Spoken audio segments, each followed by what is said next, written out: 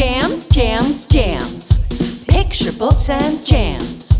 Welcome, everybody, to PBJamz. Music and picture books, what a perfect sandwich. Squish them all together, what a yummy snack. PBJamz, yummy books and music. PBJamz, reading, writing, teaching. PBJamz, what a yummy treat. Jamming PBs all the time. PBJamz, songish books and bookish songs. Tips for music teachers, interviews and book reviews. A little singing and dancing. PBJamz, yummy books and music. PBJamz, reading, writing, teaching. PBJamz, what a yummy treat. Jamming PBs all the time. PBJamz.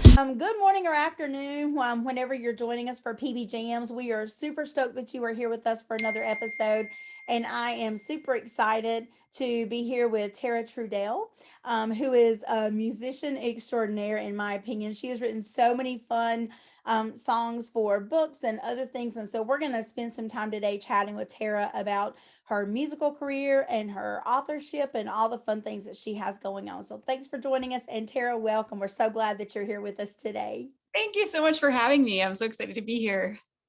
It's been fun getting to talk with authors and musicians, and every time brings kind of a new dimension. And I got to tell you, so Chelsea was on First Draft Friday on Holly Wolverton's blog yesterday, and I was reading about Walter, right? And that's the newest song that Tara's done that we're hopefully going to be able to share with you on this episode of PBJamz.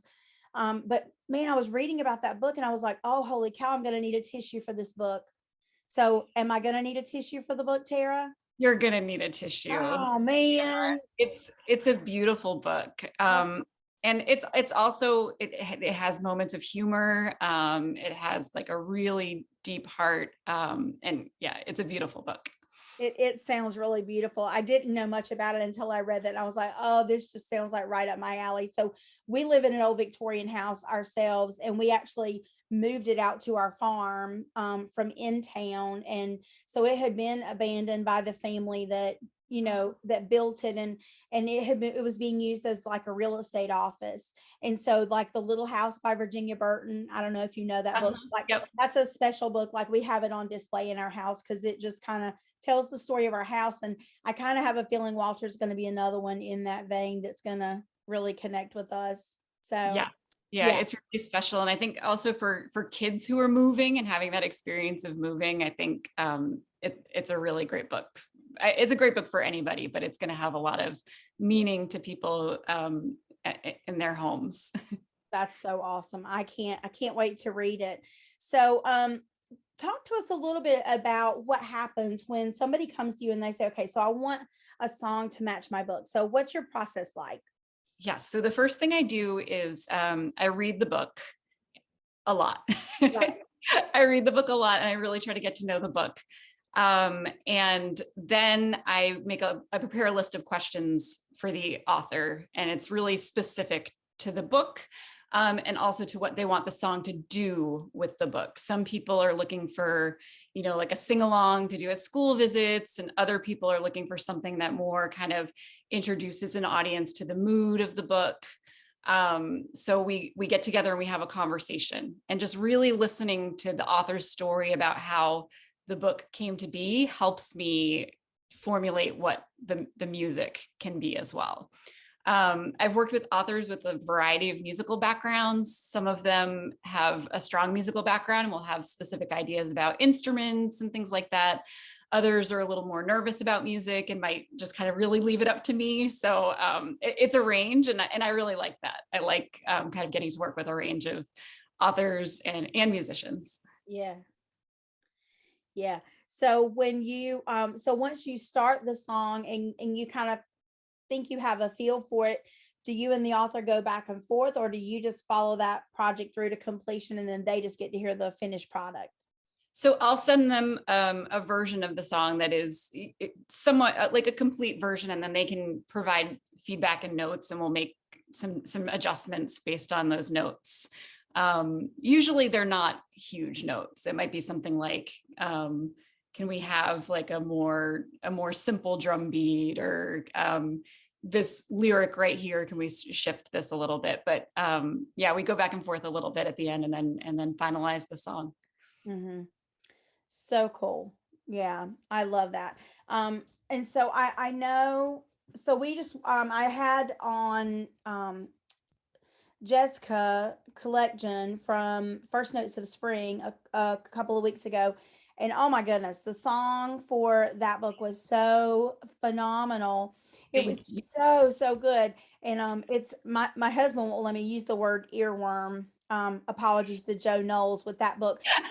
But, which is a great book too, by the way. Yes, Yeah, but it is such an earworm, right? Like that song just gets stuck in your head in a good way. Like it's such a good it's so fun. My husband, I was using it in my music class last week, for the beginning of last week and the week before.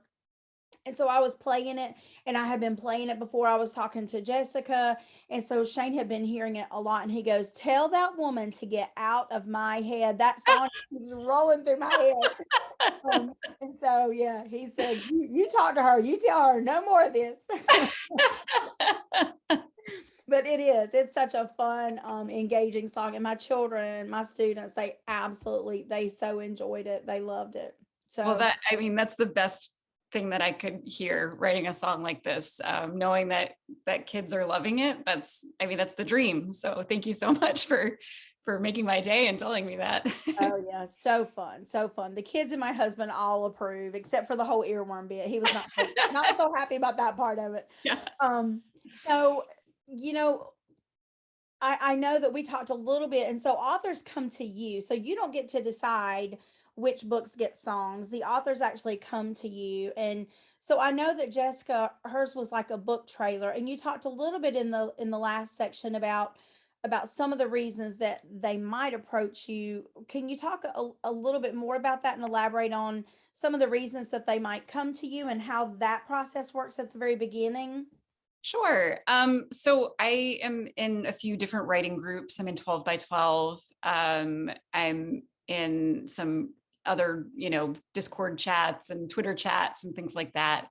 And so just connecting with writers through that, I think when people see other examples of my work, they might have a vision for how it could work for their book. I wish I could pick more books, because there are a lot of books that I'd love to do songs for. But I've been really lucky that the books that I've been able to write songs for have been so wonderful. And the authors have been so wonderful. And I kind of have, a list of dream people that I would love to write songs for eventually. And this might be a bit technical, and this was not in my list I sent to you, so I apologize. I don't mean to put you on the spot, but when, let's say you do hear a book that you think, oh my goodness, like it just inspires you, and you just have words already and melody kind of rumbling in your head. I know this probably never happens to you. It does happen to me though. Like there's just melody and words kind of rolling through your head. Have you ever contacted an author and said, I'd really like to write a song for your book. Is that okay? And if you did, like, how would that work? Are there copyright issues or any legal issues with that? I've never done that. I've never contacted an author and asked to write a song for their book. But when I was teaching music, I actually did kind of piggyback melodies onto existing books in the classroom. Right. I did that with a couple of Amy Krauss Rosenthal's books, actually, before we worked together on the Uni the Unicorn theme song. I used to sing her books to my students. And so when we met and talked about that, that was one of the things that kind of inspired the Uni the Unicorn song. Love that. Yeah, that's another great book and great song. I'm a unicorn lover, so that book too is, yeah, love it. Good one. Yeah. So what is something that you wish people knew about what you do? Like, do you think there's some misconceptions about what you do and how it works? I'm not sure if there are misconceptions. One thing that I think is interesting about what I do, I have a background in improv and sketch comedy. I toured with the Second City as a musical director. And so I use improvisation a lot in my writing. And I'm not sure that I think people think of improv as just solely a performance-based thing. Improv, I think, has a lot of applications for writers as well. And so one of the best things about it is that I've gotten used to just kind of turning off that inner editor for brainstorming and getting ideas out. And that, I think, is one of the most valuable things I've taken from improv, is really just kind of like getting something out and then being able to go back and revise it later. Yeah, that's such an important skill, especially in that first draft stage. And I would imagine that's probably the same whether you're talking about a book or a song. Yeah. I know you do also write stories. So, how is your process with songwriting different from your process for writing stories and picture books? Yeah, they're definitely different muscles to flex, which is one of the things I like about doing both. They kind of work well together. There are some techniques that I use for both. Like, for example, I use a lot of word banks to brainstorm and generate ideas. I use that both for lyrics and for books. But I would say, look, writing picture books is much slower than writing songs for me. Writing songs is a lot faster. And I think that's partly because melody drives a lot of what I do with songwriting. And with a picture book, I think experimenting with structure takes a lot more time for me than working with kind of, an existing song structure that I'm more comfortable with. Gotcha. Yeah, that is pretty laborious, just trying to decide which direction. Yeah, the draft I wrote yesterday, that's one of the things. Like, I could do it this way or this way or this way or this way. And I really need to try all those ways. And then that gets into a lot of time. You're right. Yeah. So when you have a book that comes to you and you talk to the author and you read through it a few times, is it usually a melody that comes to you first, or how you want to work the lyrics out of the story and into the song? Which one comes first for you normally? They kind of come together a lot. I might have like a phrase that leaps out and hooks itself to a melody. I find that happens a lot. With Walter, that didn't happen in the exact same way. I had a melody that I was doing, and then Chelsea actually sent me an email and said, I've been thinking about this idea of welcome home. And the phrase welcome home fit the melody I had perfectly. And it made the whole song come together. So those kind of collaborative moments are really special. But sometimes I do have a melody that kind of hooks itself to the lyrics or the words from the book, and I'll draw those out and attach them to a melody and kind of build the song around that. So I noticed with First Notes of Spring and Find Your Band that you did really pull a lot of the words and lyrics out of the story. Is that typical when you're writing for a story, or does it happen that way sometimes and not other times? It happens that way sometimes and not other times. I think I try to pull words and phrases from the book. One of the things I always talk about with authors also, though, is if there's anything they don't want to pull from the book in the song, to kind of preserve a moment of surprise for the audience, or just kind of save for the book. Yeah.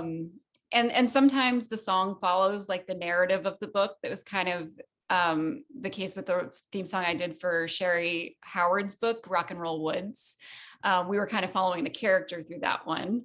And Walter is kind of talking a little bit more about the theme of the book, and First Notes of Spring is a little bit about the theme as well, finding your band. Yeah. So it kind of depends on that conversation I have with the author and the book itself, whether we're following like the character's narrative or like the theme. Gotcha. Gotcha. So, do you have any stories that you've written songs for your own stories?